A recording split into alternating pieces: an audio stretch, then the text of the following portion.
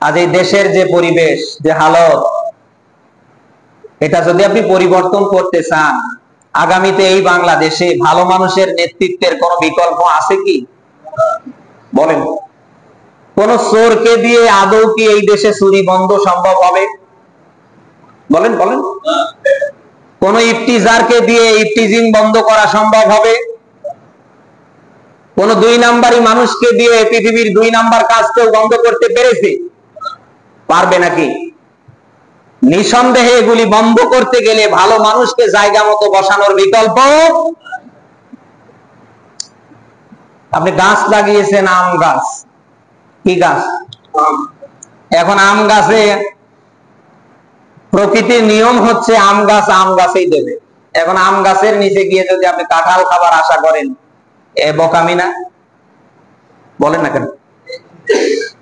তাহলে আম গাছের নিচে গিয়ে আপনি আমের আশা করতে পারেন, কিন্তু আম গাছের নিচে গিয়ে যদি কাঁঠাল খাবার আশা করেন, এটা নিঃসন্দেহে কি বোকামি না? মূর্খতা না?